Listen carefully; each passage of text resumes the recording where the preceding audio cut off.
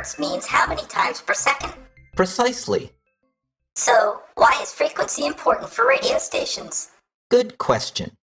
You see, a radio station uses a large antenna to send out waves of electromagnetic energy. We call these radio waves. Each station broadcasts at its own special frequency, so they don't get confused with another station. So, for example, when you tune your radio to 93.9, you're telling it to only receive radio waves which have a frequency of 93.9 million hertz. Your radio then converts those radio waves into sound, so you can hear the station which broadcasts at that particular frequency.